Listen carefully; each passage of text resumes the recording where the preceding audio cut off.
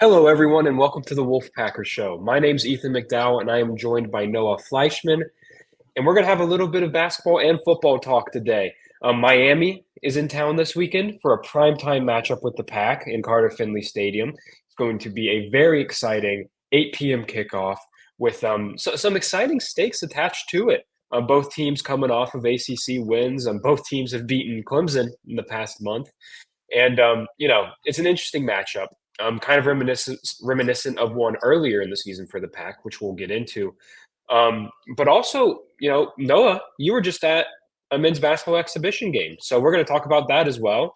Kind of give your takeaways from that matchup. And before we do any of that, a quick housekeeping note. We're both writers for the Wolfpacker.com. That is NC State's site on the On3 network. And right now, it is only $1 to join the premium side of our website. There's free content on there, there's free stories, but you can check out the premium message board, and that includes, articles for recruiting scoops, team news for men's and women's basketball, football, wrestling, all sorts of stuff. That's only $1 for access to all of that. So go check it out. It's the wolfpacker.com.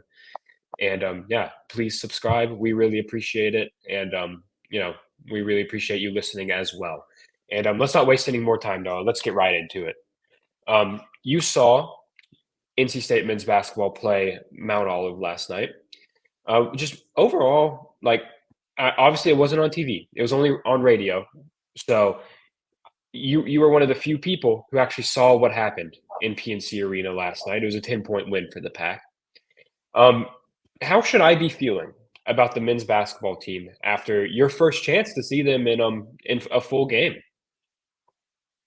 It was an interesting game. 89-79 win for NC State, who was losing to start the game. They had a slow start, just is what it is. They started, with something a little bit different, two bigs, trying things out here. I mean, Kevin Keats tried a million different lineups during the game just to, to win an exhibition score, see how it goes in a real game against quality opponent, Division II team.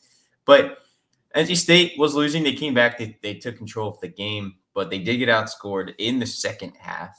Mount Olive scored 55. NC State scored 45 in the second half. 10-point game. Right there, the 10-point swing.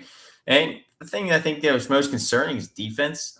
Gave up 1 3-pointer in the first half. You live with that. Gave up 8 in the second half. Mount Olive shot over 50% from 3 in the second half to kind of cut into that lead a little bit. You do that against good competition. Division One, do that in ACC plays. It's going to be a long night for NC State. But on the positive side, a lot of the newcomers saw the floor. 6 of the 8 newcomers were on the court. Cam Woods and MJ Rice were there, but were not dressed.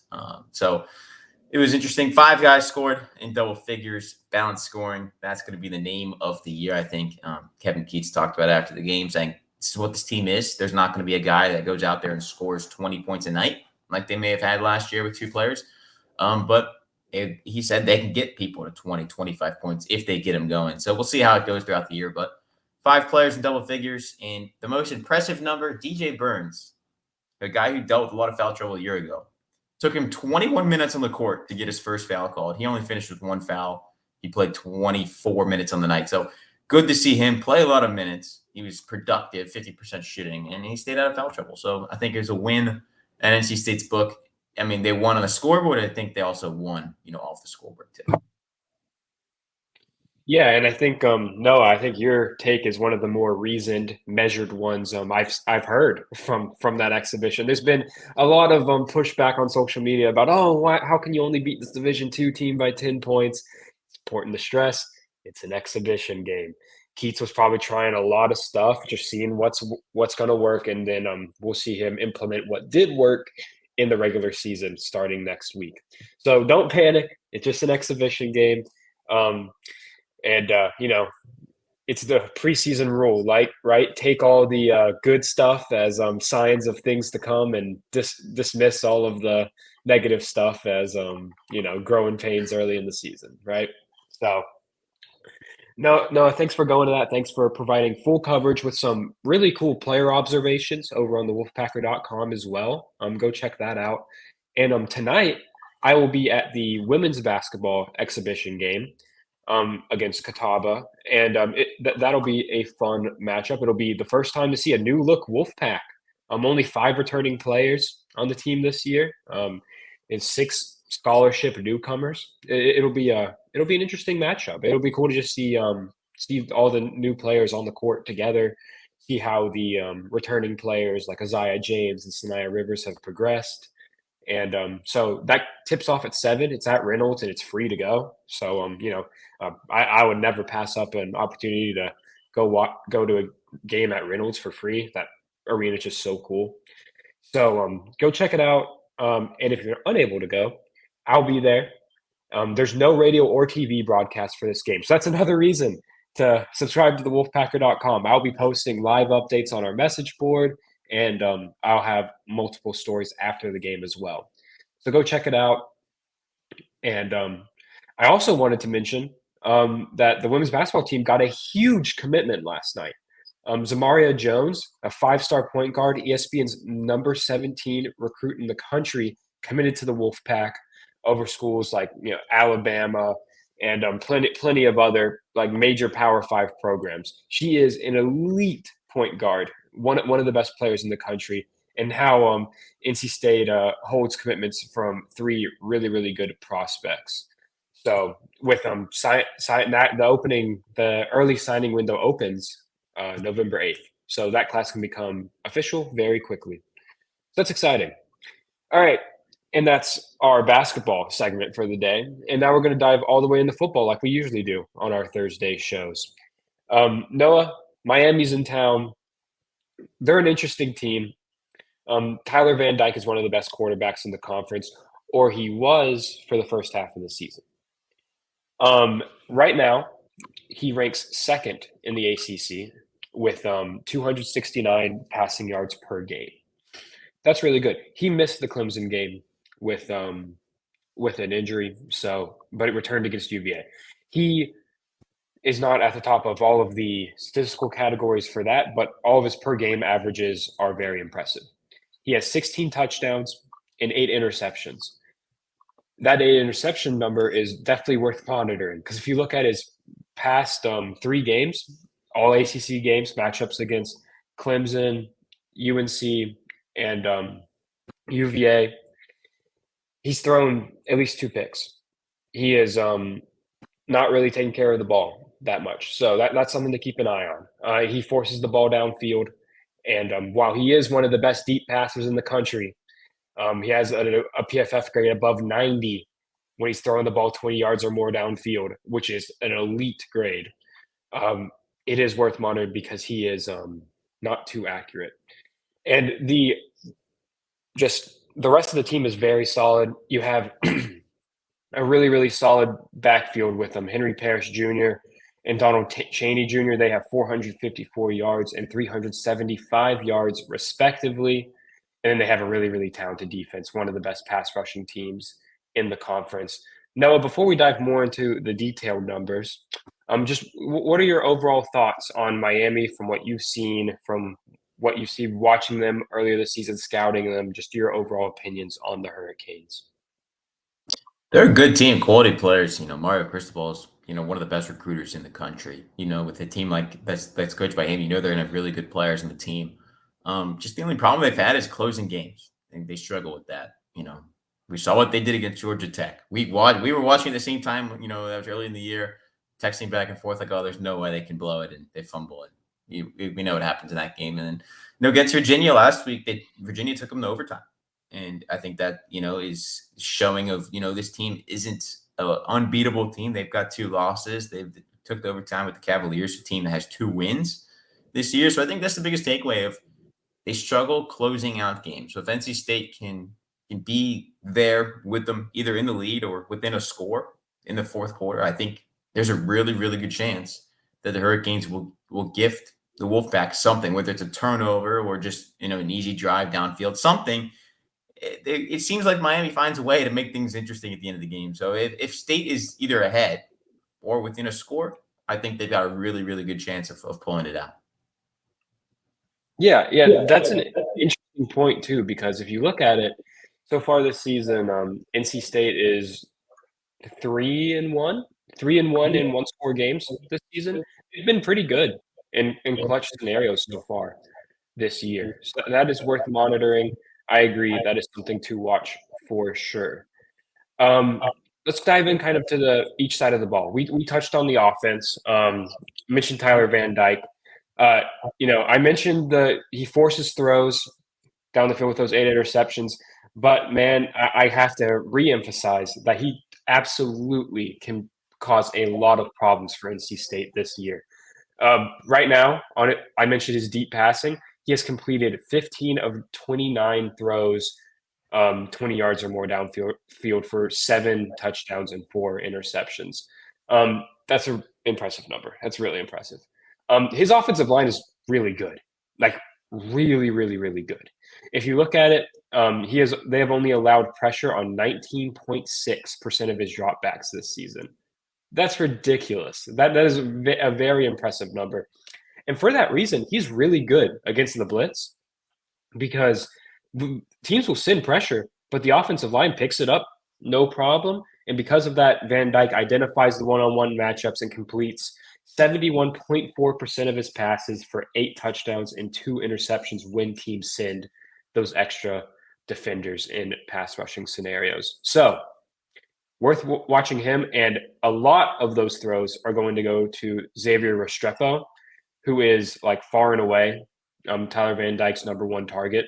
Is 75 targets this year. Jacoby George is the next closest Miami receiver. He has 52. So he catches 7 passes a game, ranks number 8 nationally, and he leads the team in yards after the catch. But they'll target him in short passes and let him do stuff after he catches the ball. But he's also a deep threat as well. I don't know if they'll put Aiden White or Shaheem Battle on him, but that is going to be a fascinating matchup to watch on Saturday night. So, Noah, is there anything else you've noticed from Miami's offense? Just looking around at that team. It's a high-powered offense. They're 3rd in the ACC with 35.4 points a game. Put up a lot of points. But if you also look at this team, if I can pull it up, you talk about their offensive line being good. They've given up 8 sacks in 8 games. That's 2nd in the ACC behind Georgia Tech, who's given up 7 in 8 games. So Miami not only scores points, as you said, their offensive line's really good. They keep Tyler Van Dyke up, and he's good at getting away from pressure too. So I think that it's going to be a battle of strength on strength on the offensive side of the ball for Miami. NC State knows how to bring pressure, can get into the backfield. Miami doesn't really let it. So we'll see which one gives. But I think that's kind of a really big number to watch when you look at this Miami offense.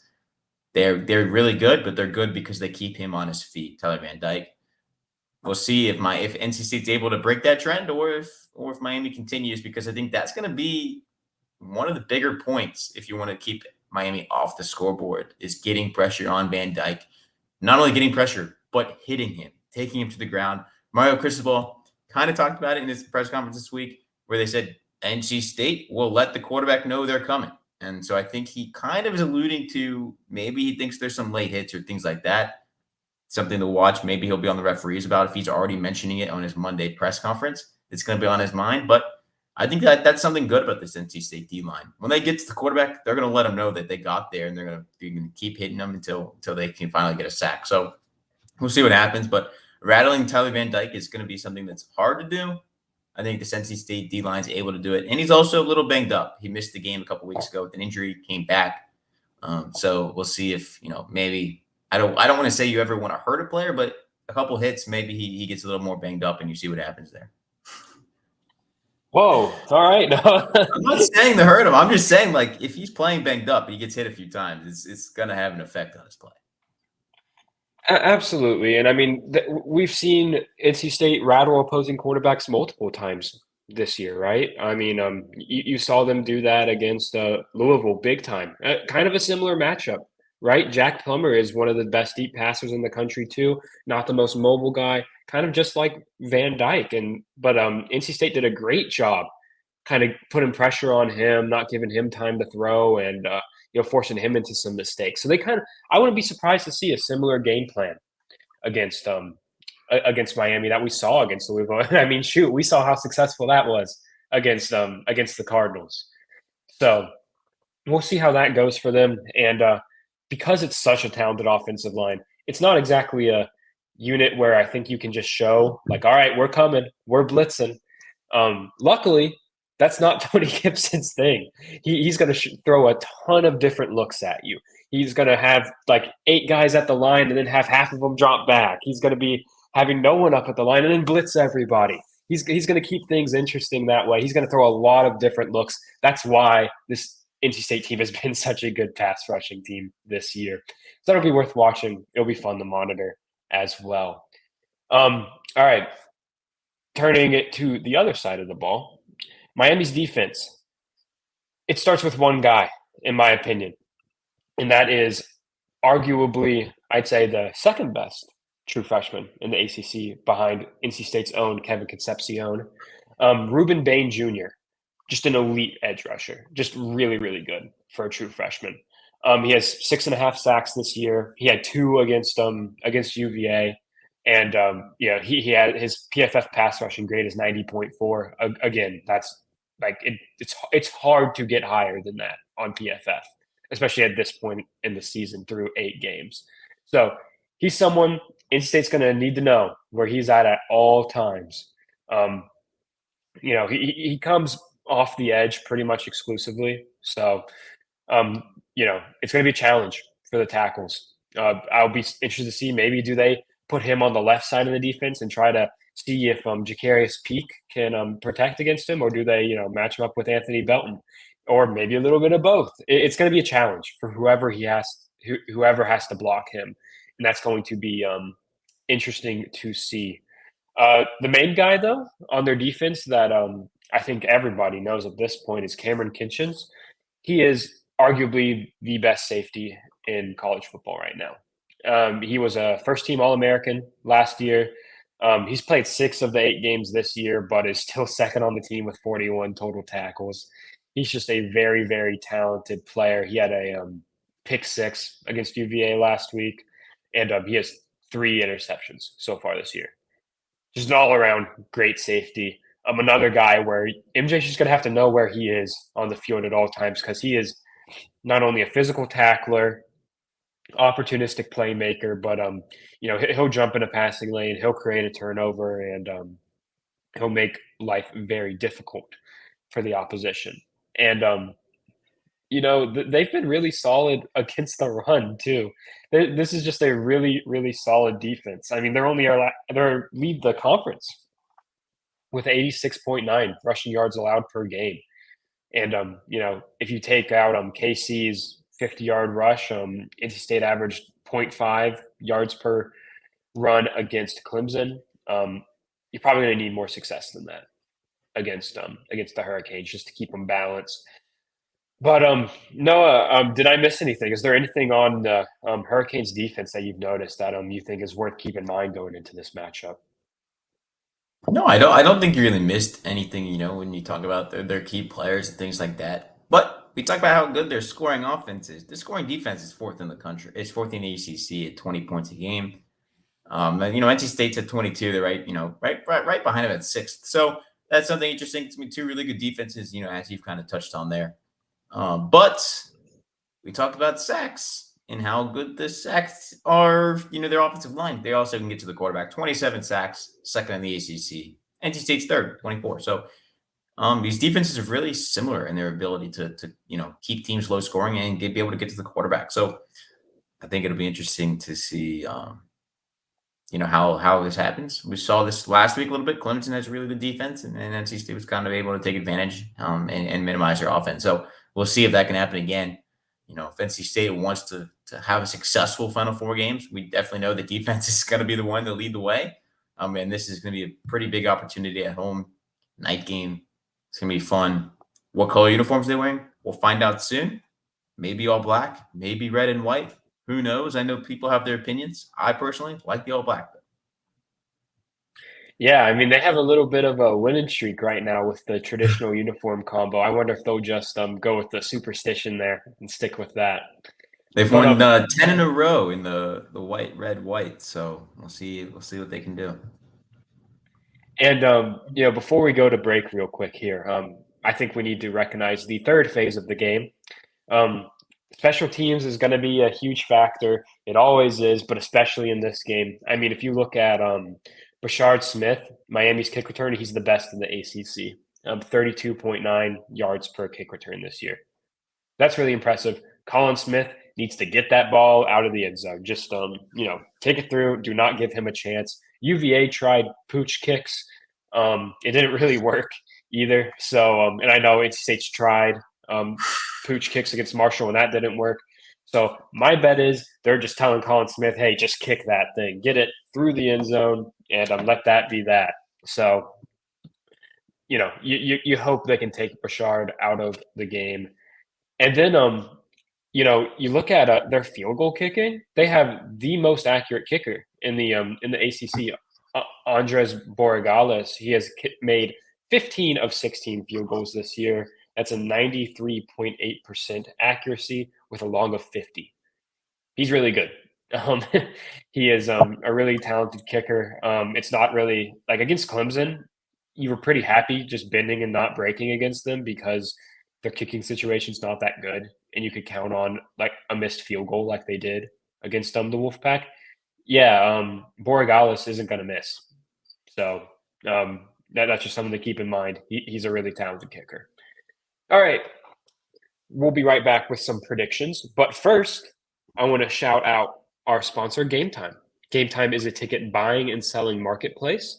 Whether you're looking for tickets to the Miami game on Saturday, whether you're looking for tickets to the men's or women's basketball season openers, a concert, a comedy show, pretty much anything you could want to look for, the Game Time app has it. You can find it on the App Store, any App Store, or you can also get it on your browser at gametime.co. That's not .com, that's .co, so just keep that in mind.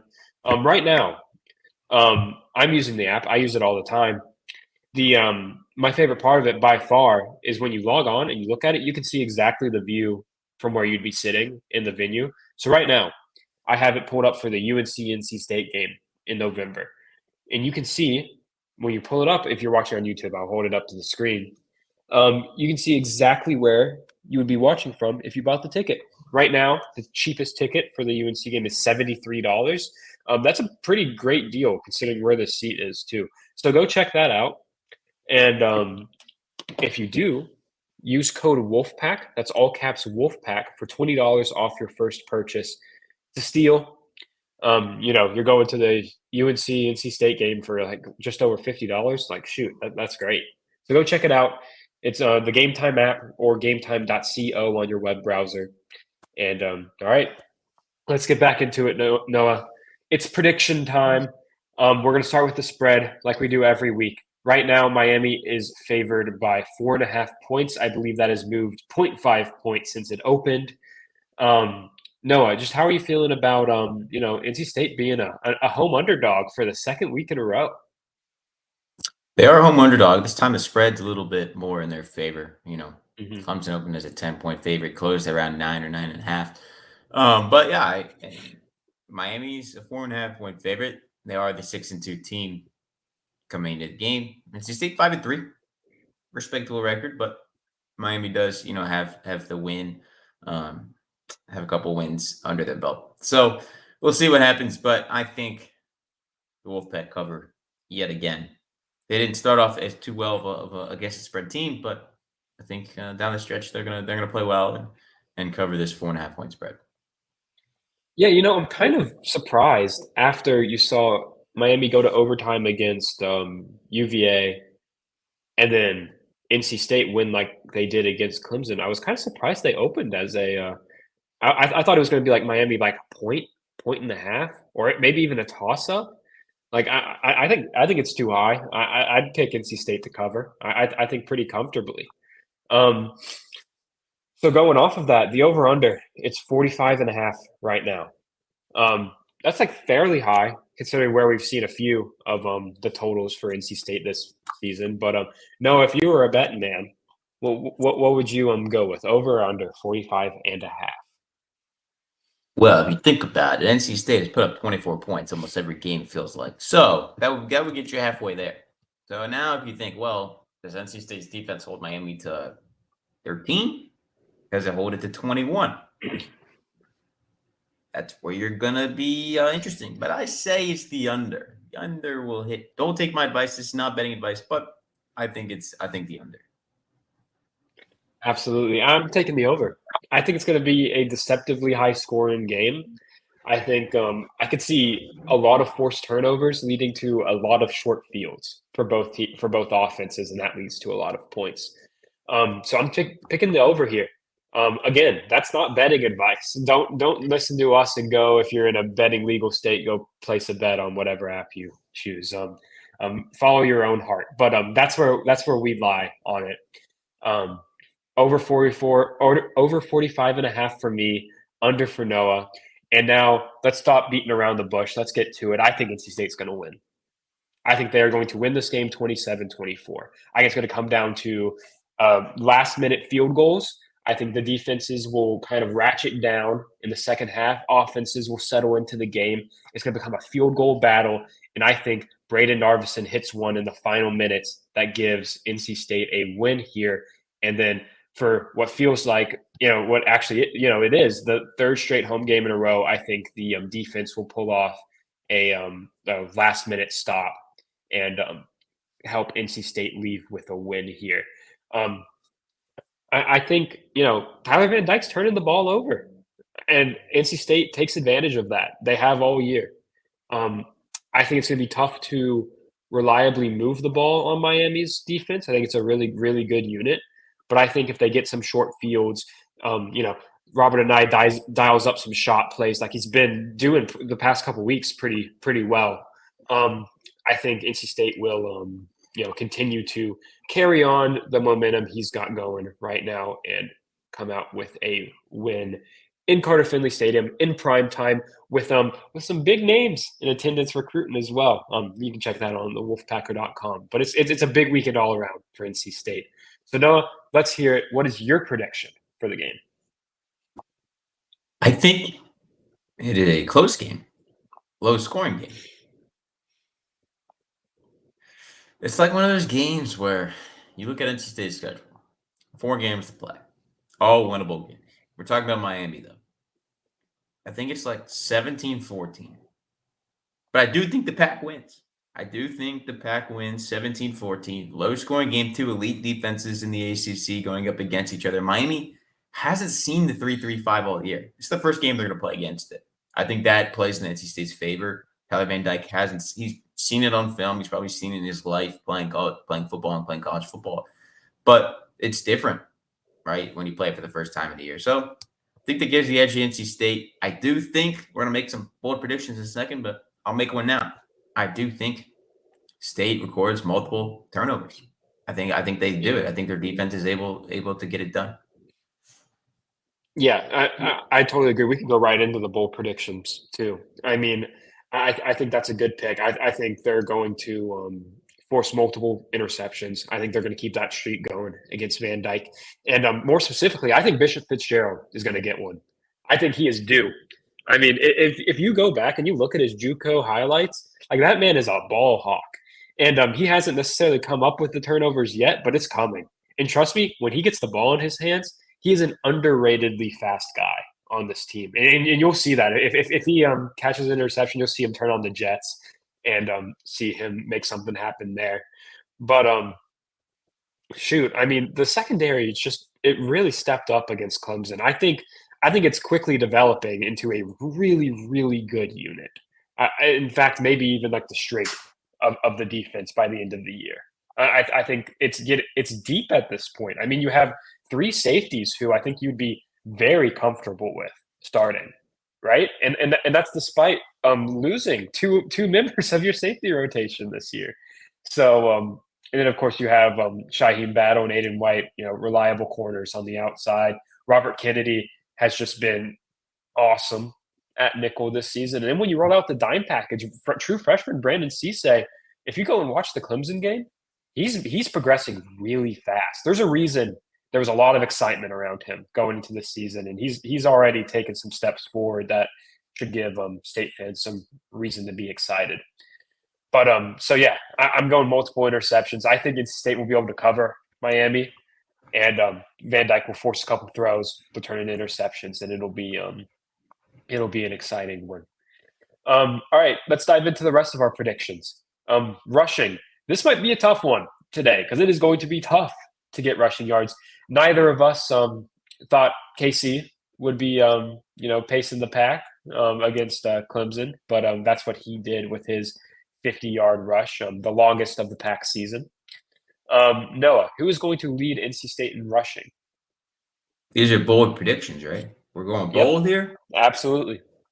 Let's get really bold. Give me Brennan Armstrong to lead the team in Wow. rushing against Miami. He's played against them before, obviously. He's been in the ACC for about 100 years. But they used him as a runner recently. I think he is due to break off a big run. He's playing, 4 to 6 snaps when he comes in the game? But if they use him right, which I think they've kind of tried everything right now. They're trying to throw the ball with him, if they run the ball with him, I think there's a chance he breaks off a big run. He's a hard-nosed runner.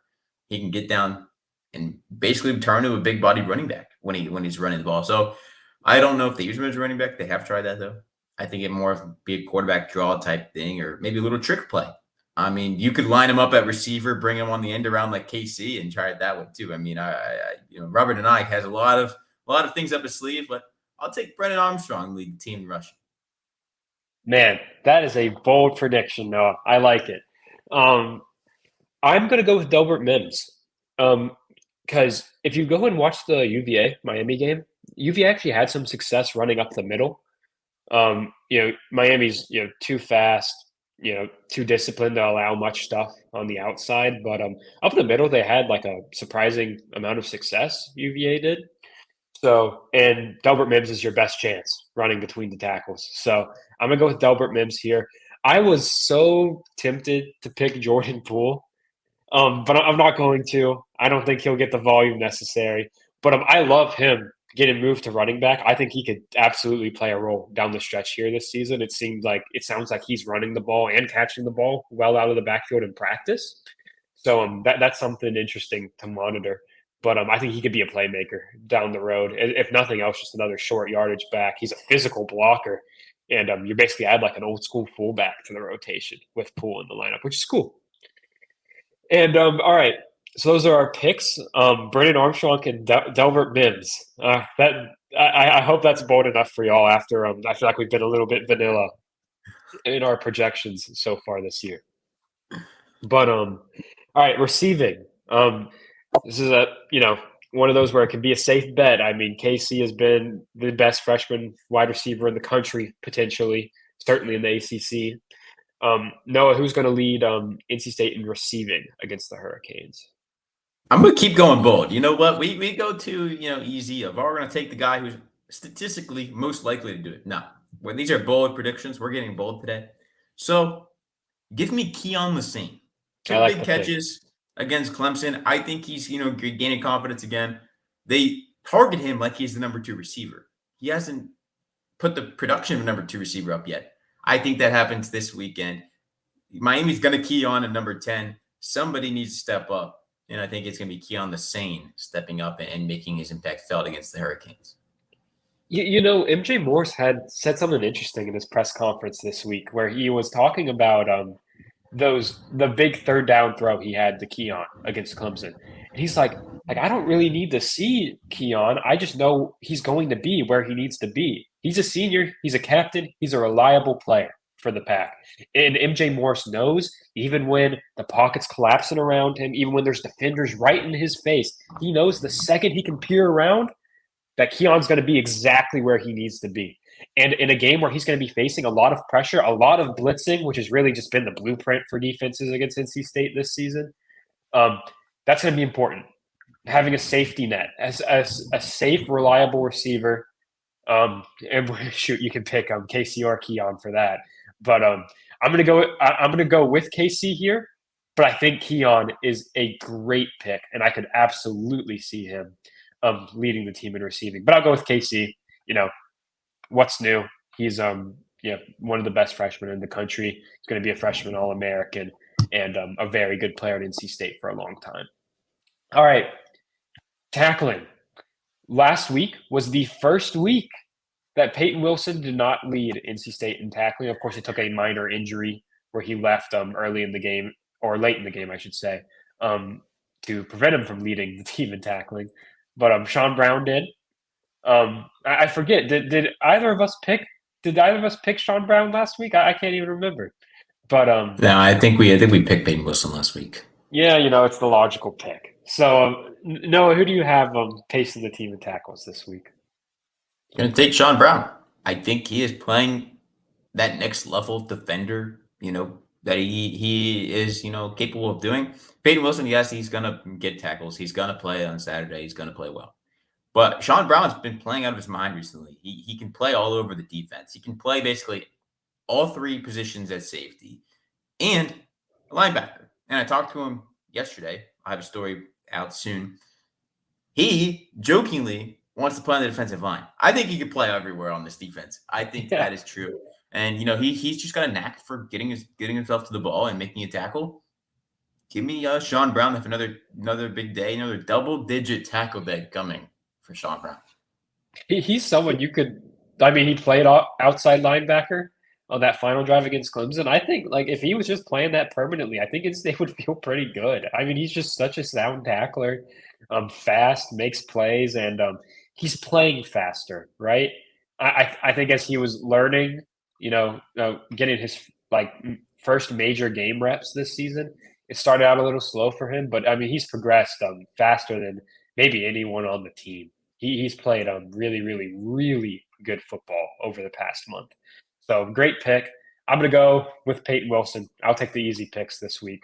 I think it's going to be a big game for him. I'm excited to see what we see out of Peyton Wilson, where it's going to have to be a disciplined defensive performance. I think he'll be flying around, making a bunch of plays, and continue to announce his candidacy for the Butt Kiss Award in prime time Saturday night. All right.